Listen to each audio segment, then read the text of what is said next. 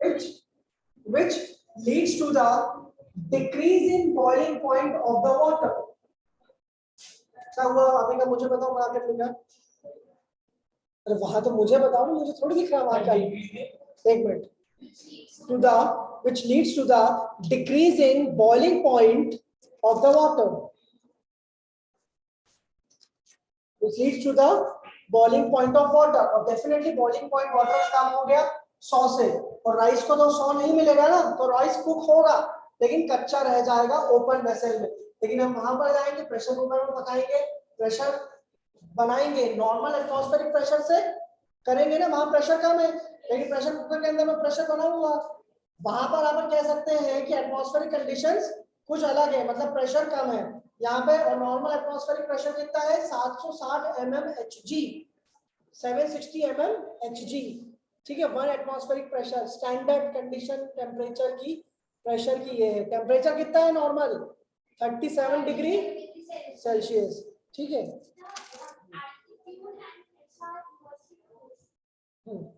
With high altitude ऊपर जाते हैं तो लोगों को सांस लेने में दिक्कत होती है, definitely oxygen is less, low pressure है, भाग रही है मॉलिक्यूल्स की काइनेटिक एनर्जी इतनी ज्यादा भाग रहे हैं।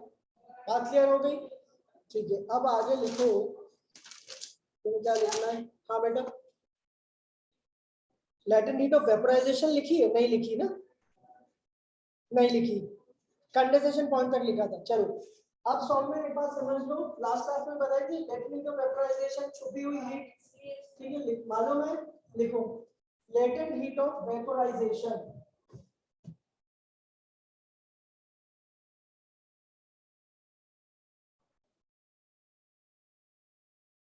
The amount of heat bracket में काय में होती है हीट की unit joules, JULES, joules.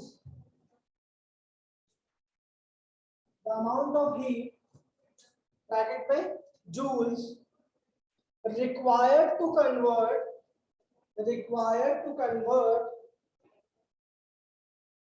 1 kilogram of liquid, 1 kilogram of liquid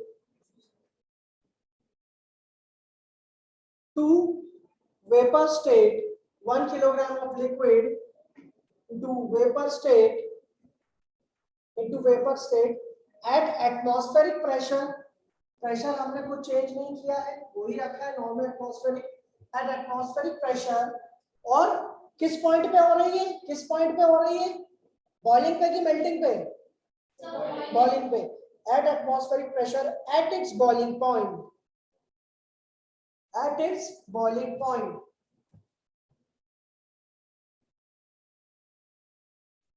at its boiling point।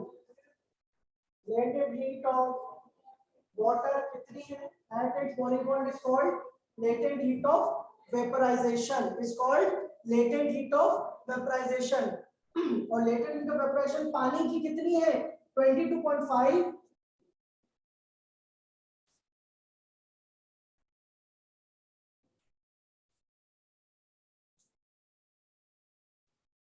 कितनी है पानी की latent heat 22.5 into 10⁵ joules per kilogram. हमने डेफिनेशन में भी ये लिखा है, अभी का नोट करा, समझ में आया?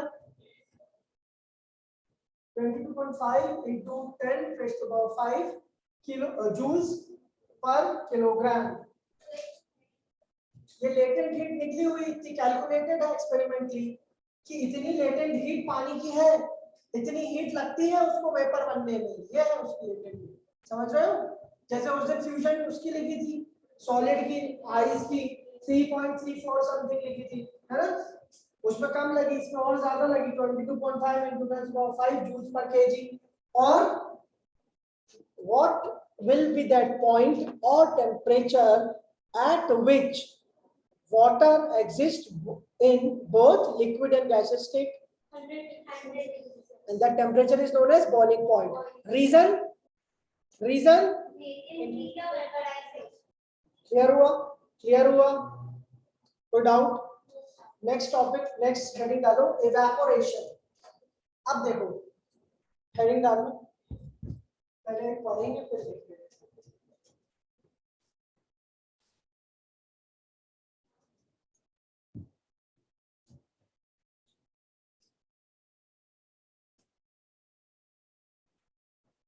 अभी तक हमने जो बॉइलिंग पढ़ी है सौम्या, हमने क्या बोला, बॉइलिंग पॉइंट किस पर रीच होता है, 100 डिग्री सेल्सियस पे। लेकिन इवेपोरेशन क्या है खासियत कि वो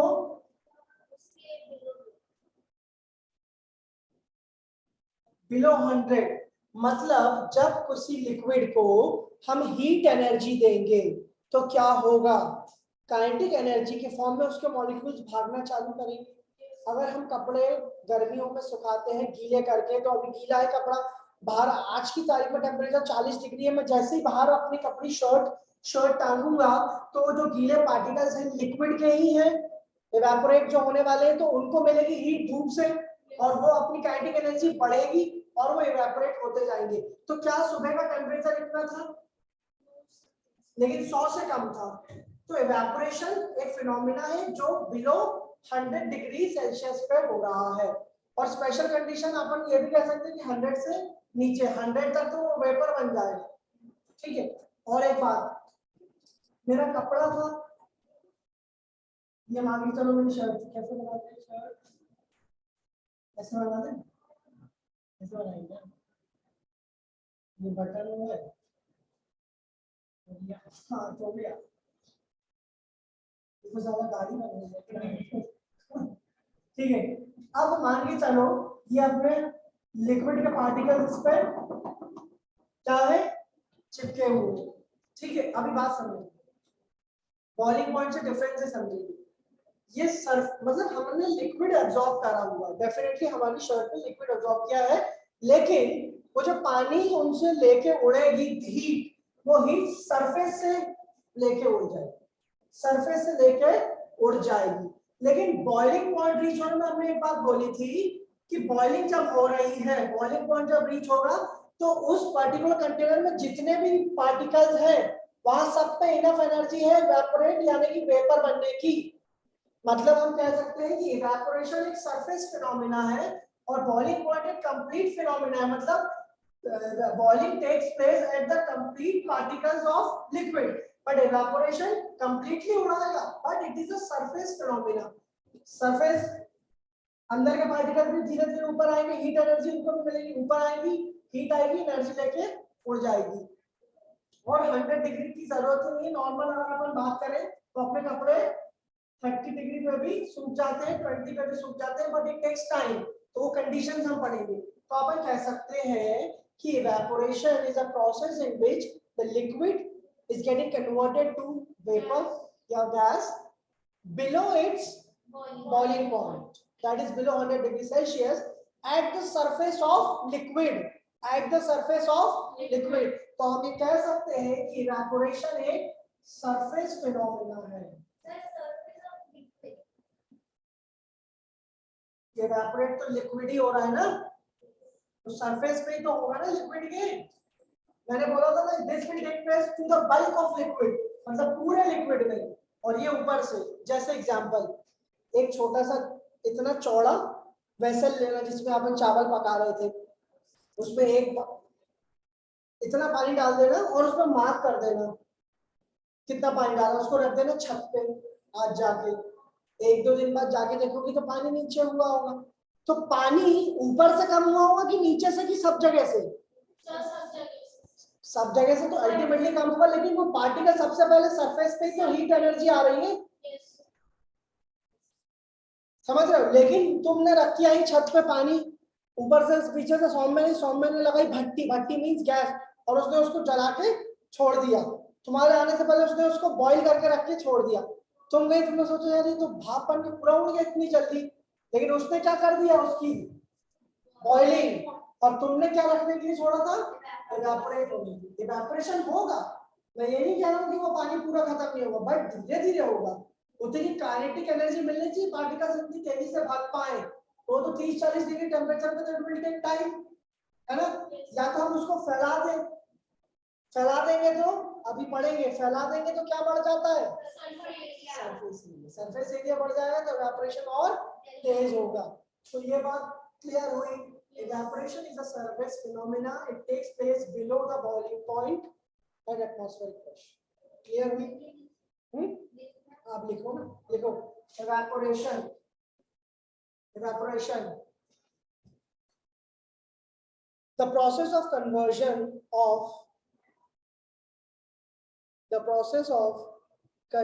of liquid to vapor. The process of conversion of liquid to vapor below its boiling point, at any temperature below its boiling point, ऐसा लिख देना. अगर 90 डिग्री पे भी हो रहा होगा तो अपन उसको वही बोलेंगे, at any temperature below its boiling point is called evaporation. Is called evaporation.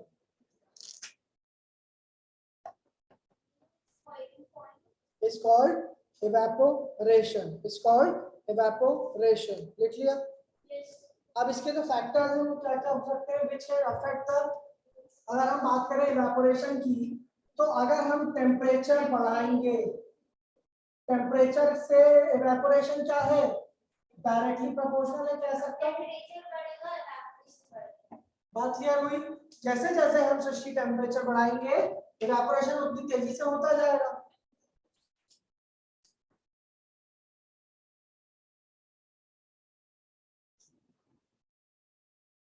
कह सकता हूं जैसे हम लिक्विड को पोछा लगाते हैं, सरफेस एरिया पानी, इधर ध्यान दो, पूरी जगह पोछा लगा देते हैं. एक बाल्टी पानी जब हम ऐसे पूरी तरीके से पोछा लगा के और कुछ तो हम निचोड़ भी लेते हैं पार्टिकल्स को, तो वो पार्टिकल्स बहुत जल्दी इवेपोरेट होते हैं क्योंकि सरफेस एरिया ज्यादा मिला तो हर मॉलिक्यूल को अलग अलग लेवल पर काइनेटिक एनर्जी मिली.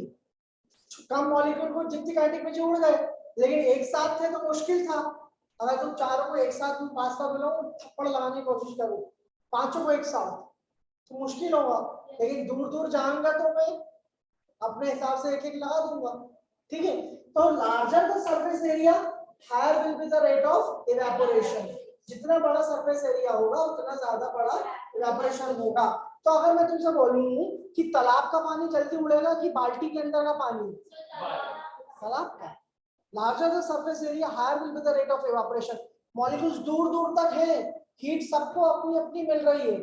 हाँ, लेकिन तालाब के पानी को सूखने में टाइम लगेगा क्योंकि बल्क बहुत है, अमाउंट ज्यादा है. लेकिन जनरली इफ आई आस्क, अगर दोनों का एक मैं पूछूं कि 1 किलो पानी उड़ाना है इसका और 1 किलो पानी उड़ाना है उसका, और दोनों एक ही धूप के नीचे एक नदी के बाजू में रख दी बाल्टी, किसका उड़ेगा पानी पहले?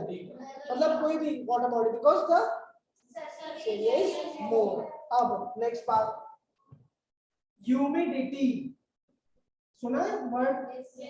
Humidity is nothing but the amount of water vapour in the air. जब बहुत बारिश हो जाती है, बहुत बारिश हुई, इधर सुनना बेटा, लिखने मत जाना, मैं देता हूँ टाइम लिखने के लिए. जब बहुत बारिश होती है तो जमीन, अभी मान के चलो अभी जमीन में पानी नहीं पिया, ऐसा कहते हैं जब शुरुआत होती बरसात तो एकदम से ठंडा मौसम नहीं होता, गर्मी के बाद बरसात आती है. ठीक है, but suddenly the temperature does not fall. 2-3 time तो बड़े बुजुर्ग कहते हैं अभी पानी नहीं पिया, जमीन में नहीं पिया पानी, जितना ऊपर सरफेस का इवेपोरेट होगा. अब जब जमीन पूरा अच्छे से पानी पी चुकी है, बारिश अच्छी हो गई, हर जगह कम हो.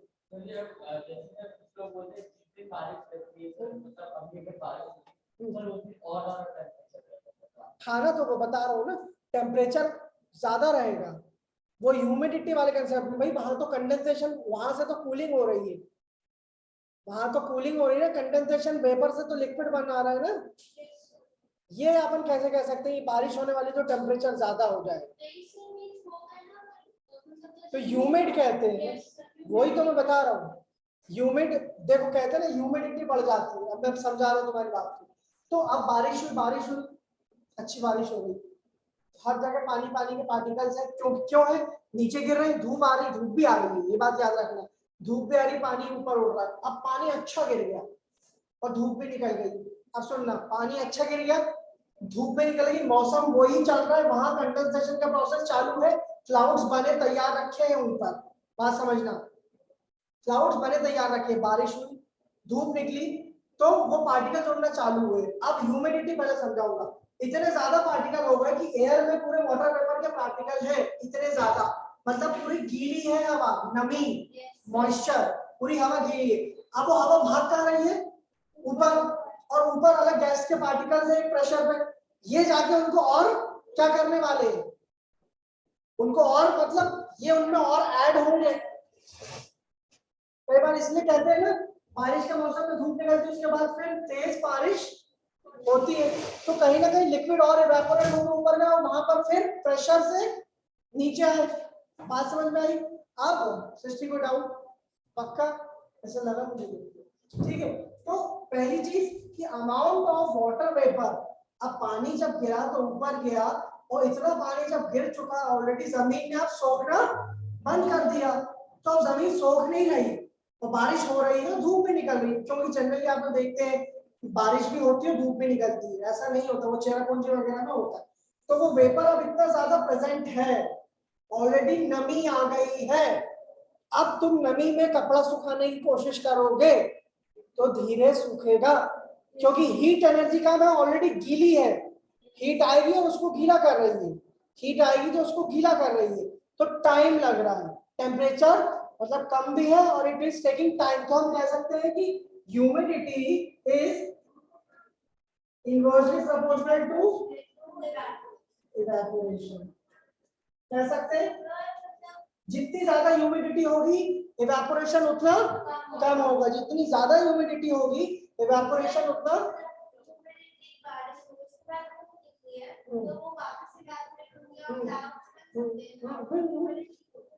कैसे? तो अपने इधर तो हो रही ना, धीरे धीरे जा रहे हैं ना। हाँ, इवेपोरेट हो रहा तो कूलिंग होगी कोई भी चीज, अभी वो उस पर भी आएंगे। कभी कार में ऑब्जर्व करना, अगर किसी ने किया हो, मैंने किया है, आई फेंटेड ऑलमोस्ट, ह्यूमिडिटी बहुत खतरनाक चीज होती है। कभी अभी मई के मौसम में शाहपुरा के आसपास कोई रहता है? मैं रहता हूँ। मई के मौसम में उस तालाब के बाजू से निकल रहा है, you will feel humidity and you will feel like fainting. मेरे साथ क्या हुआ, कार बारिश का मौसम था, वीआईपी रोड पे भी हो सकती है, मैंने ऑब्जर्व नहीं किया, जहां मैंने ऑब्जर्व, हाँ होगी, डेफिनेटली होगी। मैं बारिश में कार चला के आया, गीले जूते वूते पहन के अंदर बैठे, निकले बाहर आए, हो गया। अंदर जूते पहन के गए तो किसके पार्टिकल चले गए? पानी के, वाटर चले गए। फिर कार मैंने बंद कर दी, मैं सच बात बता रहा हूँ, कार बंद कर दी, 2-3 दिन चलाई, धूप में खड़ी थी, पूरे कांच बंद थे। मतलब अब हुआ क्या, हीट, धूप आई होगी, धूप ने, मेरी बॉडी ने हीट एब्जॉर्ब करी होगी, कार की बॉडी ने अंदर गई होगी, और अंदर गई के धीरे धीरे हीट फैली होगी। अब उन पार्टिकल्स को एक हीट एनर्जी मिली होगी पानी के, और वो ऊपर उड़ेंगे भाप बन के। 100 डिग्री तो चाहिए नहीं है, गर्मी के मौसम में 40 डिग्री बहुत है, और ट्रैप्ड है पूरी हीट, बार बार हीट आ रही तो इवेपोरेट तो होंगे, बाहर निकलने का कोई ऑप्शन नहीं, किसके पास? गैस के पास, बाहर निकलने के लिए कोई ऑप्शन नहीं गैस के पास।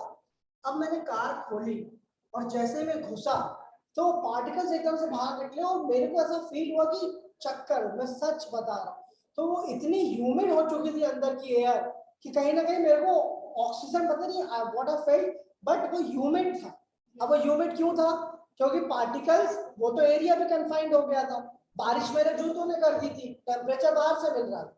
वही चीज जब बाहर बारिश होती, अब अगर मेरी गाड़ी के अंदर छेद होता, समझ रहे हो, तो पानी नीचे निकल जाता, तो जमीन जब तक पूरा पी लिया उसमें और नहीं भी पिया तो इवेपोरेशन हो रहा है, लेकिन पानी जब इतना गिर गया है कि एयर में ह्यूमिडिटी बढ़ती है, अपन कहते हैं नमी बढ़ रही है, चिपचिपाहट जो कोस्टल एरियाज में बहुत मिलेगी, मुंबई में, और वो सॉल्टी वाटर है तो वो तो और खतरनाक होता है।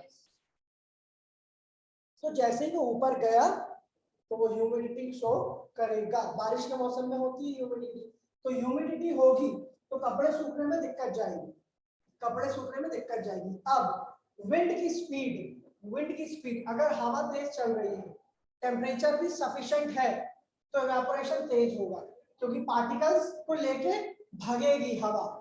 लेकिन अगेन इसका मतलब ये नहीं है कि टेम्परेचर उसको नहीं मिल रहा है, हीट उसको नहीं मिल रही है, लेकिन क्या हुआ, चलो ठीक है। तो बात समझ में आई कि with the increase in wind speed the evaporation will increase, with the increase in wind speed the evaporation will increase, because the air present, जो एयर है वो वाटर के पार्टिकल्स को अपने साथ लेके तेजी से भागेगी, क्योंकि ये पानी की सरफेस है, सरफेस पे लिक्विड इधर आ रहा है और यहाँ हवा तेज चल रही है, तो जल्दी जल्दी लेके भागेंगे। कह सकते हैं कि उनको काइनेटिक एनर्जी मिल गई एक तरीके से वहां से निकलने की, हीट तो मिल ही रही है। बात क्लियर हुई? ठीक है, तो एक और है कि wind speed is directly proportional to evaporation। ये पांचों पॉइंट लिख लो। इसके अंदर की थ्योरी तो तुम लोग खुद लिख सकते हो ना, भाई with increase in temperature evaporation with freeze with the increase in surface area. अब एक एग्जांपल सुनो, हाथ में पानी रख लो, थोड़ी देर बाद उड़ जाता है, सरफेस एरिया मिलता है? बात क्लियर हुई? यही सब एग्जांपल से पेट्रोल जल्दी उड़ता है, पेट्रोल के बारे में पता है क्योंकि एक तो वो वॉलेटाइल लिक्विड है, बहुत जल्दी उड़ता है। अभी सैनिटाइजर यूज किए, ठंडा ठंडा लगता है हाथ में, क्यों लगता है? Evaporation is causing cooling. Next topic वही पढ़ रहे हैं, ये लिख लो। अब वो बहुत अच्छी बात है। अब एक चीज और बता देता हूँ, ये लिख लो फिर बता देता हूँ, ज्यादा टाइम नहीं है, 10 मिनट है, उसमें बहुत सारा पढ़ रहे। क्लासेस छोटी लगती है मुझे, सृष्टि तुम्हें नहीं लग रही? कहाँ रहते हो? अच्छा बता चुकी, तुम कहाँ रहते हो? आर्मी स्कूल में हो? मिलिट्री स्टेशन पापा आर्मी में। देख लिया सबने? अब एक चीज तुम्हारे दिमाग में आनी चाहिए कि what will be the difference between vapour and gas. पहली चीज जल्दी से क्लियर कर लो, वेपर एंड गैस। पानी का वेपर है, वाटर वेपर। वाटर पहले क्या था? लिक्विड। हमने उसको वेपर बनाया है, क्या कंडीशन देके? हीट देके। हीट देके।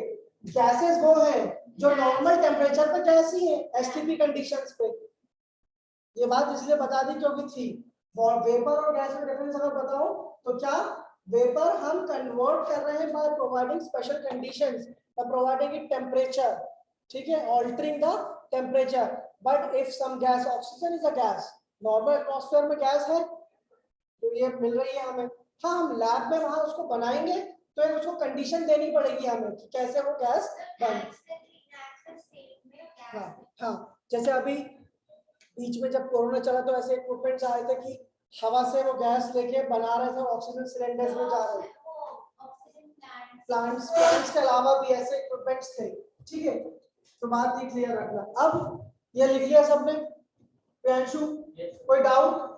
पीहू, सृष्टि, अविका, सौम्या?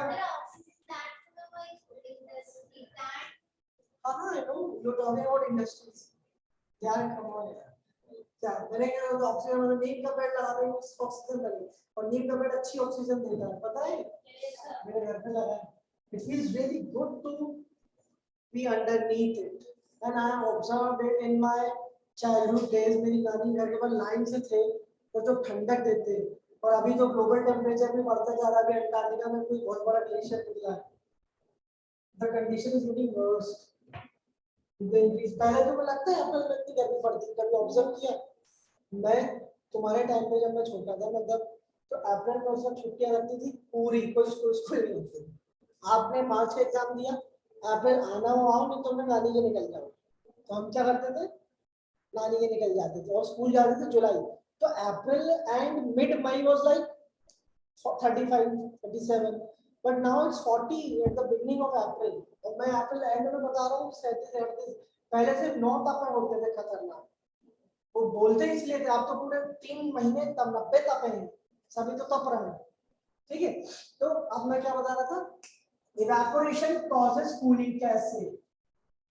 ये बहुत इंपॉर्टेंट बात है जो काइनेटिक एनर्जी से जुड़ी है और मॉलिक्यूल्स के अट्रैक्शन से। Evaporation causes cooling. अब ध्यान से सुनना, भले नेक्स्ट क्लास में लेंगे अगर टाइम नहीं मिला। ये हमारा सरफेस था, इस सरफेस पे ये पानी के पार्टिकल्स हैं, हम इनको कराएंगे इवेपोरेट, ठीक है। अब इन पानी के पार्टिकल्स के पास अभी एक ये यहाँ रुके हुए हैं, जैसे हमने इसको कोई भी form of heat the normal temperature दिया मान के चलो 37 डिग्री, तो इन पार्टिकल्स की क्या बढ़ेगी, क्या बढ़ेगी, काइनेटिक एनर्जी। और ये इनकी सराउंडिंग्स है, ये इनकी सराउंडिंग्स है। जैसे कि मैं पोछा लगा रहा हूँ, अब जैसे हम इसको इवेपोरेट करेंगे, ये पार्टिकल को उड़ने के लिए ये चाहिए। yes. अभी जब मोशन में नहीं है तब पोटेंशियल एनर्जी या एनर्जी ड्यू टू मोशन। और जैसे ही ये उड़ना चालू होगा, जैसे ही ये उड़ना चालू होगा एनर्जी लगेगी। मैं अभी खड़ा हूं, जैसे ही भागूंगा एनर्जी लगेगी कि नहीं, जैसे ही भागे एनर्जी लगेगी कि नहीं। तो ये क्या करेंगे कि भैया भैया मेरे को प्लीज और एनर्जी की जरूरत है, आप दे दो ना, आप दे दो ना, आप दे दो ना। अब इसका एक एग्जांपल बताता हूँ। आर्मी की वो एक रेस होती है, एक दिन मैंने देखा, मेरे को मतलब डांट भी पड़ी। कलियासो डैम पर आर्मी की रेस, कुछ I don't know what the people were doing, they were running. तो एक उनमें से मेरे से बोलता लिफ्ट दे दो, मैंने कहा ठीक है ले लो। जैसे ही तो पीछे कोई और होंगे तो वो मैराथन टाइप में चल रही होगी, तो वो लिफ्ट लेके मेरे साथ भागने के चक्कर में था। तो उसको उसकी कमांडिंग ऑफिसर ओए ओए स्टॉप। तो अब जैसे ही वो भाग रहा था तो उसको मैं एनर्जी मिल रहा था। या तो बड़ी बड़ी रेसेस होती है, रास्ते में रुकी, जल्दी से केला खाया, जल्दी से केला खाया, केला मैंने दिया। अब मेरी बात सुनना ध्यान से, मैं यहीं से कर, तुम भाग के आ रही हो, अभी का रिलेट टाइप की कुछ चल रही है, मैं यहाँ खड़ा हूँ, इसकी एनर्जी क्या हो रही है, डाउन हो रही है, क्योंकि ये, और इसको एनर्जी कौन दे रहा है, इसकी बॉडी की एनर्जी जो है जिससे काइनेटिक एनर्जी मिल गई, भाग रही है।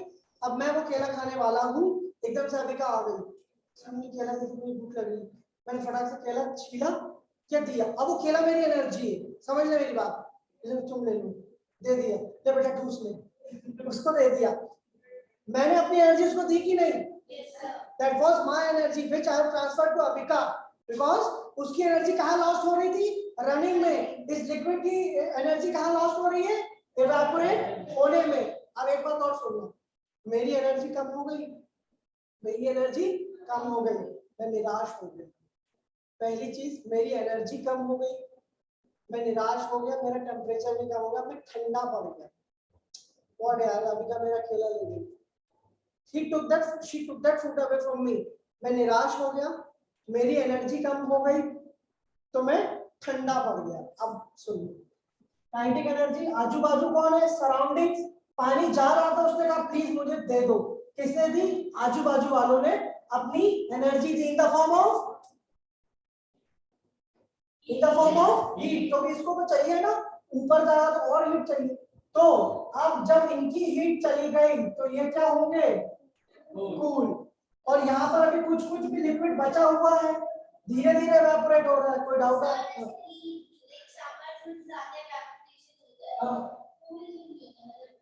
कूलिंग होती, आप पोछा लगाओ कूलिंग होगी। अब टेम्परेचर इतना ज्यादा बढ़ा है, घर में कभी पोछा लगा के देखना अभी, और पंखा चालू करना, 100% कूलिंग इफेक्ट आएगा।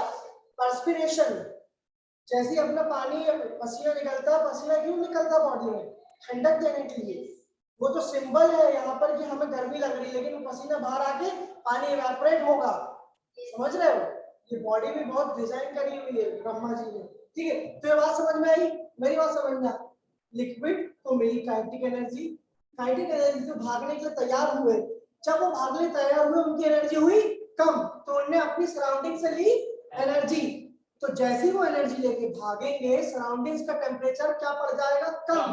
तो अपन कह सकते हैं ड्यूरिंग इवेपोरेशन, मेरी बात ध्यान से सुनना, during evaporation the temperature of liquid will decrease, the temperature of liquid will decrease, मतलब जो उड़ गए वो नहीं, जो बचे हैं उनका टेम्परेचर कम हो रहा है, लेकिन बॉइलिंग पॉइंट में कांस्टेंट रहता है। इवेपोरेशन में क्यों कम हो रहा है, क्योंकि जो उड़ के जा रहे हैं वो आजू बाजू की एनर्जी ले रहे हैं। हाथ में थिनर रखना, थिनर जिससे आप नेल पॉलिश, जैसे थोड़ी देर बाद ठंडा लगेगा, क्या किया उसने, पाम के आजू बाजू, पाम के आजू बाजू की एनर्जी ले गया। पेट्रोल डाल लेना हाथ में, पेट्रोल तो अच्छा खासा ठंडा लगता है, पेट्रोल डाल लेना, तुम्हारा सैनिटाइजर, सब क्या कर रहे हैं, इवेपोरेशन कॉजेस कूलिंग। अब अगर इंग्लिश में बोलो पूरी, during evaporation when we provide enough kinetic energy to the molecules, they start escaping in the form of vapors, they start escaping in the form of vapors, and ab dhyan se sunna, and they try to regain the energy lost during evaporation. Avika ने जो दौड़ने में energy निकाली थी वो मेरे से कुछ खाने की चीज लेके वापस लेना चाहती है. they will try नहीं, they will regain, वापस गेन करेंगे the energy lost during evaporation. और वो एनर्जी कौन देगा? सराउंडिंग. इसलिए ठंडी क्या लगती है? सराउंडिंग. बात क्लियर हुई? लिख लो ये पॉइंट को.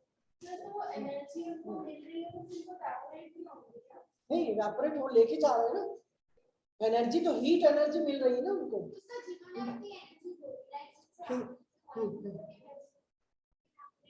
उनको तो हीट आउट मिल रही है ना. हीटिंग तो चल रही है ना.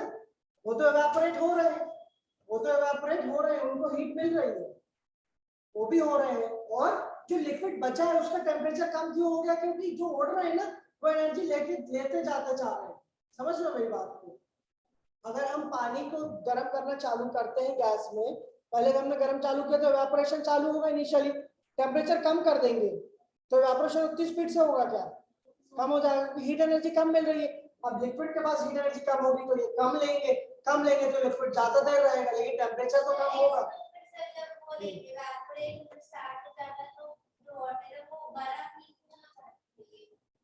बेटा मैं एनर्जी की बात कर रहा हूँ. वाटर गर्म और ठंडा, टेम्परेचर कम हो रहा है उसका, और ये इवेपोरेशन अपन normal surface phenomena, heat provide वाली बात मत समझो इसको, नॉर्मल इवेपोरेशन की बात समझो. तुम ऑब्जर्व करो ना, ये पाम अपना ठंडा क्यों पड़ रहा है? Why this is happening? Because surrounding heat energy is being taken away by the particles of the liquid which are getting evaporated. Clear हुआ? अब इतनी तरीके से समझा दी, रविका को दौड़ा दिया, 400 मीटर जितवा दिया. सब में अभी भी कोई डाउट है? पक्का? एक तो उसके दो रीजन है. एक तो उसमें होता है अल्कोहल एक खतरनाक वोलेटाइल लिक्विड है. ठीक है, तो वो तुरंत पूरी हीट एनर्जी और एब्जॉर्ब करता है. वोलेटाइल लिक्विड कब होगा? कोई भी लिक्विड वोलेटाइल तभी हो सकता है, ये हायर केमिस्ट्री है. वोलेटाइल तभी है वो, मतलब वो आसपास वालों को भी सबको खाना ले लेगा, तेरा भी, तभी वो वोलेटाइल लिक्विड है. Because it is highly volatile, वो तुरंत उड़ेगा. पेट्रोल खोल के रख दो अभी, देखो कैसे गायब होगा. चक चक चक चक चक. अल्कोहल रहता है. ठीक है, लिख लो ये पॉइंट फिर एंड करते हैं. Evaporation causes cooling. Evaporation causes cooling.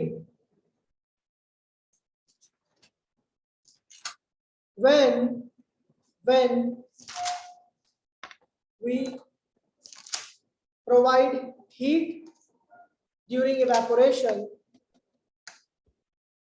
when we provide heat to the liquid, when we will provide heat to the liquid, the particles of liquid will start evaporating. The particles of liquid will start evaporating.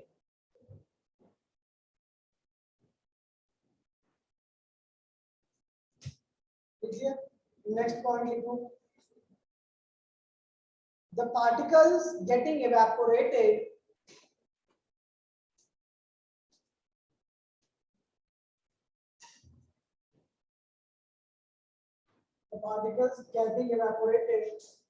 will regain the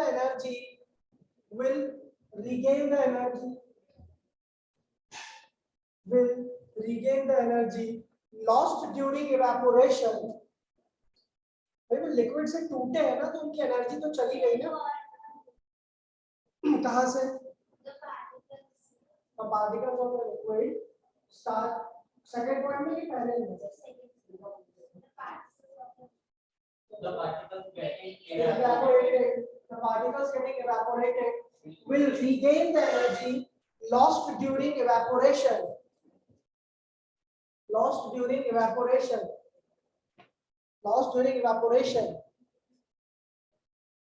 कहां से लेंगे energy? तो will regain the energy. regain the energy के बाद from the surroundings लिख लो अगर जगह हो तो. नहीं तो समझ सकते हो तो समझ लो. from the surroundings, making the surroundings cool. और अगर अभी सराउंडिंग में लिक्विड बचा है तो कूल हुआ है, तो उसका टेम्परेचर क्या है, कम। किससे, जो उड़ गया है उससे, उसकी एनर्जी तो ज्यादा थी, उसको ज्यादा टेम्परेचर मिल गया, making the surrounding cool, making the surrounding cool. तो आज की क्लास यही समाप्त होती है।